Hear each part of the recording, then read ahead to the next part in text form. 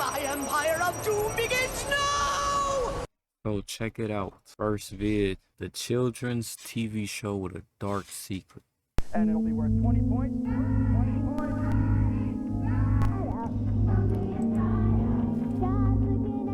No doubt I'll have a picture on the front page of every newspaper in the country, right, Ron?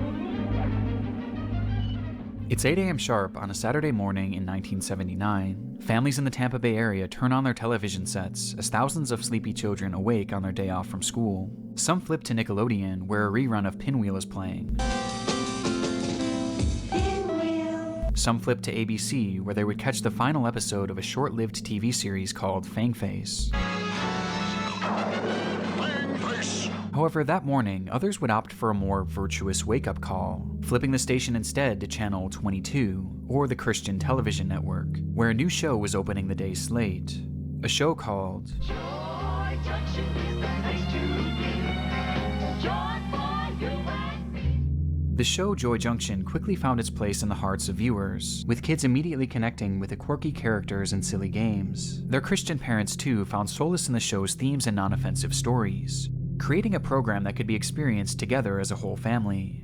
From that day on, families all across Florida and eventually across the entire United States came to enjoy the program, which continued on for a run of over 20 long years, until one Saturday morning at 8 a.m. sharp, when, without explanation, the show came to an unceremonious end and was never broadcast again. Today, the show and all official records of it have been scrubbed from the internet, with the companies behind its creation and the networks that aired it acting as if it never even existed, some allegedly going as far as to destroy any remaining copies, thanks solely to the heinous events that transpired during and after its television run. This is the story of Joy Junction, the children's TV show with an unimaginably dark secret. We'll return after these messages. One of the most frustrating things to me is spam phone calls and spam texts. There was a point in my life where I swear every single day I was getting these texts from random. Hello. Come and join us for a half hour of fun and games at Joy Junction. Now here's Sheriff Don. Thank you, and welcome to this fun little town of Joy Junction. Joy Junction was both the name of the show and the name of the fictional town in which it was focused. A town where numerous characters converged to tell stories, play games, and answer questions, all of which pertaining to Christianity. Each episode followed the same basic structure. They were 30 minutes long and would tackle one general lesson taught in the Bible and tell it through an acted-out story. This was then interspersed with various games and audience participation, as the show heavily leaned on including its young fan base and immersing them in the world of Joy Junction. They even had a live studio audience for every episode, comprised of kids ages 3 to 13, with the participants and crowd genuinely seeming excited to be there, which was largely due to its lovable cast of characters. The most prevalent of these was Sheriff Don, who was actually played by the creator of the show itself, Don McAllister. And the whole gang is here, so we're going to have us a good time today. Glad you could join us for the next 30 minutes. He guided the show from segment to segment and often focused on the Bible while driving home the episode's central theme, while also being the one who most often interacted with the children who participated in the show. Then there was Forrest Padley, a soft-spoken professor who, ironically, often had lessons taught to him due to his obvious clueless nature. Mr. Bubble, he'll even help when you did wrong. Well, I'm not a poet, but how about he'll even help when you're in trouble? Hey, Sheriff Don. Yeah, man, I mean, me personally, I'm more leaning towards the Muslim beliefs nowadays. But, RIP my father. He was, heavy on Christianity. I remember one in his room, and he literally used to just be on a Christian channel. If you, don't know, it's like a channel dedicated to just Christian content. You know, prayers, cartoon shows, or whatever. I ain't gonna lie, growing up now, I just look at all of that as I don't know, some of those shows now give me all 5. It's just something weird about it. You're a poet too. And of course, the fan favorite, Whittler Dan, a caricature of a southern farmer known as the goofy storyteller of the group. Good, yeah. Oh, hi. I'm just sitting here reading some of the mail from Joy Junction and some of the jokes in here. Would you like me to read some more? Oh, okay. That's good, yeah. Oh, you want me to read it? Yeah. But of all the characters to come from Joy Junction, there was one, or two, who were by far the most popular, yet polarizing. Ron and Marty. Played by professional ventriloquist Ronald Williams, Ron and Marty were far and away the most memorable characters for those who watched the show, and for obvious reasons too. Many children watching at home found the duo, and Marty specifically, to be off-putting, even horrifying, with some claiming that the doll gave them nightmares and was just too creepy to look at, causing many to stop watching the show altogether. But despite this, others found the duo to be hilarious and entertaining, tuning in week after week just to see them perform. For the viewers, it was a love or hate relationship with Ron and Marty. But even so, it was impossible to dismiss their impact on the show. They appear in every single episode that we have available today, and they were often tasked with teaching the children some of the series' most important lessons. Lessons like not to cuss. It seems like I'm hearing a lot of swear words. All the kids are using swear words these days, and I'm afraid one of them's going to slip out of my mouth. First of all, why don't you try immediately praying and asking the Lord to take those bad words and thoughts out of your mind? Say, that's a good idea. Practicing self-control. Self-control? Oh, well, I don't think my self-control works. It must be broken. Well, no, Marty, I don't think anybody can practice self-control all by themselves, but if you'll just ask the Lord to help you, He will. Defeating bad thoughts. Hearts will cause good words and thoughts to come out of our mouths. It's almost so, Marty, as if our mouths will overflow with the thoughts and the ideas that are inside of us. You know, we need to be very careful about what we put in our minds and our hearts, Marty. That's for sure. And most controversially, Ron, they were looking at some dirty pictures and they wanted me to look too. Well, Marty, what did you do? Well, I said, look, guys, I like you a lot and I want to play with you, but I can't look at those pictures. I just can't do it. whether it was the lessons they taught or Marty's blatant uncanniness, these two characters were the most vividly remembered part of the show. And this is important as these memories are essentially all we've been left with. We are still covered with that darkness and with that sin. And when we say He'll wash us as white as snow, that's referring to the sin that's within us. Joy Junction is classified today mainly as lost media. No official copies of the show have ever been published by its creators or the networks that owned it. It just kind of ended one day and was never talked about again by those involved with the project. And this lack of archiving stretches past just the media itself. If you were to look online for information on the show today, you would find next to nothing. There's no Wikipedia page, no actors, producers, or directors mentioning it in their work history or on their resumes. There's no official website. There's essentially nothing. Not even so much as an official date in which the show started and ended, despite the fact that the show apparently ran for 20 long years. We know for sure that the show aired on CTN in the 1980s, specifically in the Tampa Bay area, before it was later syndicated and broadcast across the country on channels such as TVN and Smile of a Child. But today, none of these networks mention the show having ever aired in their lineups, and none of them have ever provided an explanation as to why the show was pulled from the air. The only reason we even know anything about it is thanks to old recordings and VHS tapes captured by those who once enjoyed the show. With a few dozen episodes and some short clips from the series having made their way to YouTube in recent years, essentially serving as the only surviving relics of Joy Junction. Because of this, the show is largely a mystery, and information is incredibly scarce and hard to come by. But after doing some digging, I was able to find some mentions of it in old newspapers printed nearly 45 years ago that did shed a bit of light on the context surrounding its creation. The first mention of Joy Junction came in 1978 within the Evening Independent, though at this point it was not even a television show yet. Instead, advertisements were placed in the paper weekly for the Faith Community Church in Largo, Texas, that mentioned including some sort of in-person act specifically for children, called Joy Junction.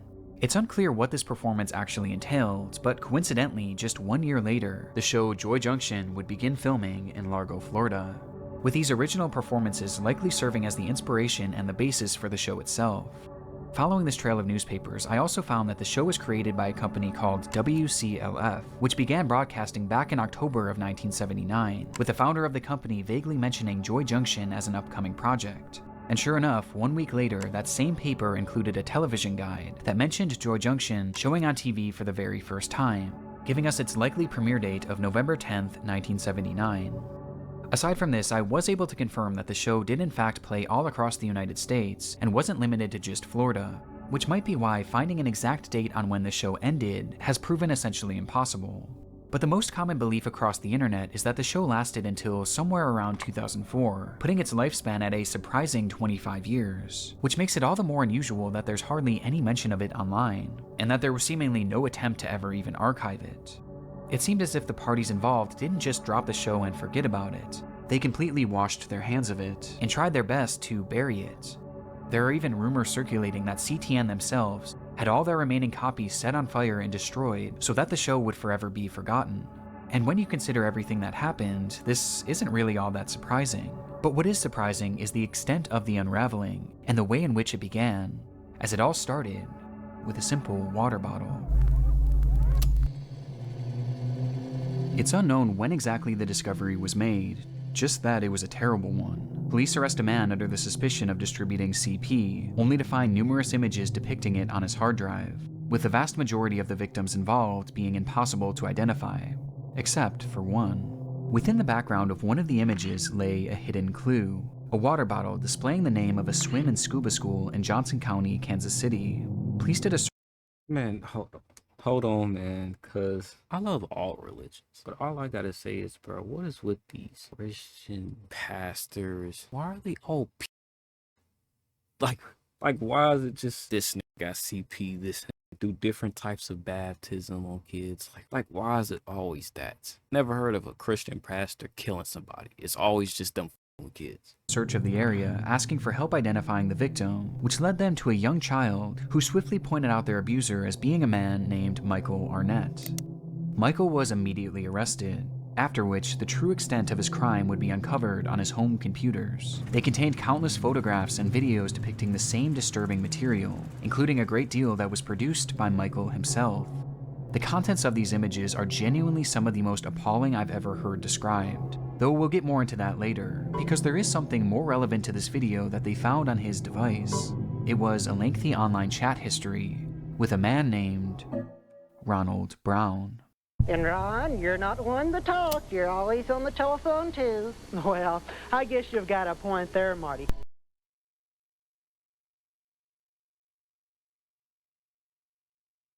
There's gotta be a full background check of everybody's life. I'm so sick of this. Cause you know what's crazy? That was a show that was targeted around kids. It's a spooky world.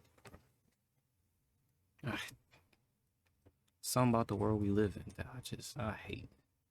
Ronald's life was centered around three things: ventriloquism, Christianity, and children. His primary job was working as a traveling puppeteer with a show called Puppets Plus, working school events, birthday parties, and at local malls. He also hosted a weekly puppet show for his local congregation that he billed as being specifically for children. And of course, he had his role on Joy Junction. Every aspect of his life brought him in close proximity to children. And as it turns out, there were several undisclosed incidents that raised serious red flags about this. The first incident occurred in 1998, at a time when Joy Junction was still believed to be in circulation across TV stations. Brown was driving home late one evening when a police officer pulled him over for speeding. The officer shined his light in the car as Ronald reached for his documents, only for his light to catch something unusual stuck between the seat cushions. It was underwear. Children's underwear. Despite the alarming nature of this, Ronald would end up convincing the officer that nothing strange was going on, claiming that the old pair of briefs merely belonged to his puppet, Marty. That night, Ronald was allowed to drive away without further questioning. So a nigga has underwear for a puppet? Is it Pinocchio? Why does a puppet need underwear? Yo, them cops is crazy as for even letting that man walk. I've never heard that. Bro, what puppet needs underwear, gang? It takes shit. Though things get stranger from here. Around the time of this encounter, Ronald had been living in a home conveniently located less than a block away from a popular playground. And upon moving into this home, neighbors began to complain of Ronald's relationship with young children in the area. Every Wednesday, kids from around the block would ride their scooters and their bikes over to his house for free pizza. The group would eventually emerge from the home, and Ronald would drive them in his van to a nearby church, where he would supposedly perform his ventriloquism. These weekly meetups were strange to say the least, especially because they were allegedly fairly secretive, with some children even sneaking off to meet the man without telling their parents. There were even other allegations that Ronald himself had hid their bikes underneath his home, almost as if he was trying to avoid any suspicion. And although I couldn't find concrete proof of this, it was rumored that when neighbors checked underneath his home, they reported not only finding these bikes, but used sex toys as well, which were stashed there for unknown reasons. There were never any sort of allegations made against Ron, legal or otherwise. Why did they keep letting the kids? Bro, there's no letting like your kids sneaking away. That's why I say I don't care how a nigga feel, bro. My kid's gonna be locked up in the crib till they 18. Ain't no my kid's just sneaking off to go meet with a grown ass man. That's crazy. But the red flags here are glaring. Red flags that seemingly went ignored, as people bought into Ronald's act as a God-fearing, silly ventriloquist. Though in reality, the chats found on the computer of Michael Arnett shattered this perception in the most dramatic way imaginable. Though even so, these chats aren't what you would expect. No, somehow they are much, much worse.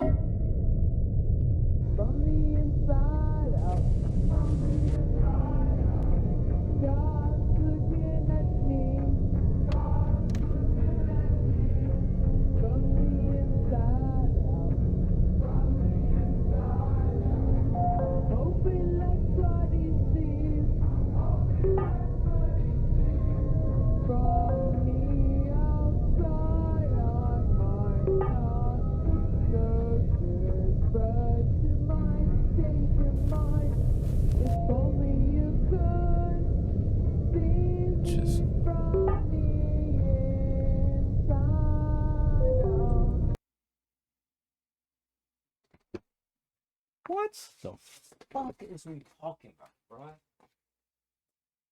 Hey, it's a part of me that's really glad I was born in the 2000s. What was on back then? Trying to imagine his body being... Yeah, man. We need to bring back the chair. I think that's what happened.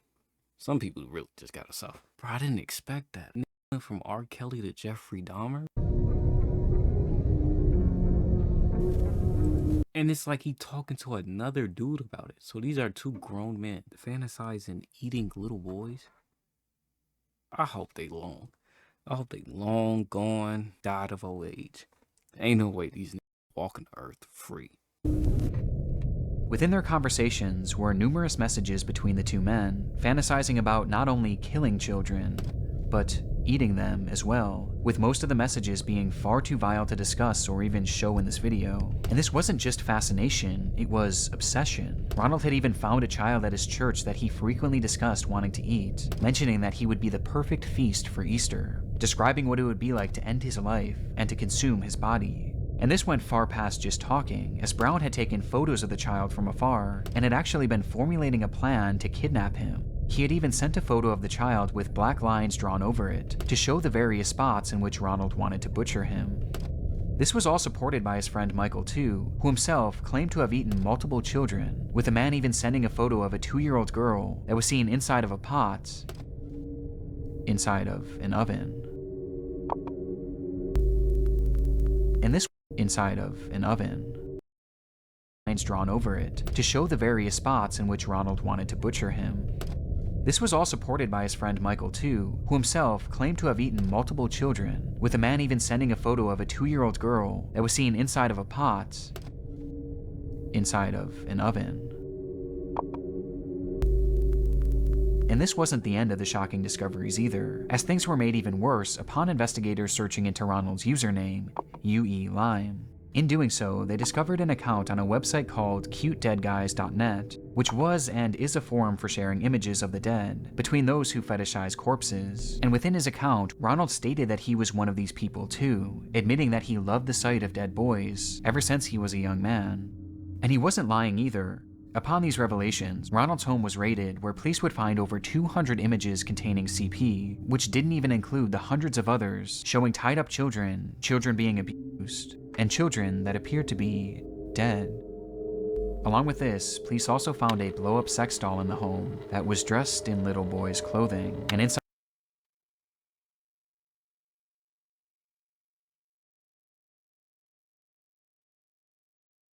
Ooh, that just hit me.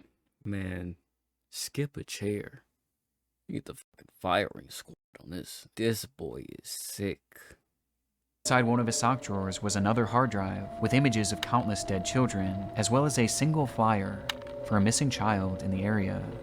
He also had hundreds of images of a young boy named Andrew who had attended Brown's church and youth group, with the boy having died of a brain tumor years before. Photos that showed the boy's slow physical decline, all the way until his memorial service. You know, Ron, you have to invite Jesus Christ to come into your heart and ask him to forgive you of your sin. Upon his arrest, Ronald Brown... People like that, God gonna do what God do. I'm not him, man. I seen that in public. Always something bad gonna happen. Something bad would happen. Brown admitted to everything. He truly did want to eat the child he had been eyeing up at his church, along with many others over the years. Though after saying this, he claimed that he would never actually have carried through with it, and that Michael and him were merely role-playing. This is heavily debated to this day, as technically there isn't proof that any of these delusions spilled over to the real world. But that's only what we know of, and considering the large quantity of CP in his home, the self-admitted obsession with dead little boys, and the actual plans he had to kidnap and eat a child, it seemed clear that it was only a matter of time before he finally followed through with his desires. For Ronald, there was no defense, and because of this, the judge handed down a sentence of 20 years in 2014, which would wind up becoming a life sentence, as it appears he passed away sometime in 2020, well before his scheduled release. This discovery changed the entire context surrounding Joy Junction, the wholesome TV show beloved by children all across the country, only for one of its main stars to be outed as a predator of the most disturbing caliber. But there was one last discovery made by law enforcement in Ronald's case that makes the show that much more chilling. During the raid on Ronald's home, officers found a collection of journals that Ronald wrote in daily, where he obsessively discussed young boys that he had been coming into contact with, highlighting his desire to know what it was like to kill them, and to know how they taste. These journals, to my knowledge, have never been released to the public, but the thing I find most interesting about this is the date at which these journals started. 1978, meaning that this disturbing desire had been brewing inside of him for decades, and coincidentally, Joy Junction just so happened to start 1 year later, in 1979, meaning that many of the kids seen on this program were likely the very same ones that Ronald wanted to eat. Given this context, it's no wonder why all parties involved with Joy Junction cut ties with it completely. It just changes the entire feeling of the show. From the moment that one simple water bottle was identified, Joy Junction's fate was sealed, and so was Ronald Brown's. Still though, I'm left with many questions after reviewing this case. Was there anything more to that traffic stop in 1998, or those pizza parties with the kids? And how serious was Ronald about following through with his plans to kill C, with the answer to these questions likely being taken to the grave along with him? But what I find so fascinating about this case is that the fallout of the raid on Michael Arnett's home is still being felt to this very day. Honest devices weren't just chats from Ronald Brown. In fact, there were hundreds of other predators, with officers going on to arrest many of them, some of whom are still in the process of being tried and sentenced. And when reading into some of these other cases involving Michael, it's evident just how serious these people were about their dark cravings. One of these men was even recently caught having built an entire bunker equipped with torture tools in preparation for his first victim, which he planned to share with Michael. On top of all the CP distribution, these fantasies about killing children weren't just roleplay. These were very real thoughts and very real plans. But the one small bright spot of this case is that the 2-year-old girl that Michael had photographed in his oven, thankfully was found alive and well, and he too never got to carry through with eating a child, at least that we know. But his physical abuse against them was in fact very real, and as were his desires that him and Ronald likely would have acted on had this entire ring never been exposed. When it was conceived, Joy Junction was meant to teach children morals, right from wrong, but ironically, many of these lessons just so happened to be taught by a man who was actively engaging in the very behaviors that were condemned by Joy Junction. Ron, they were looking at some dirty pictures and they wanted me to look too. As your companions, you should have friends who have pure and clean thoughts and will only give you good ideas. With his actions forever tainting the show and condemning it to a lifetime of obscurity, remembered only for the man and his puppet who brought the whole thing down. As a matter of fact, there's something I want to share right now. Really? That's right. Don't go away, kids. Joy Junction is coming right back.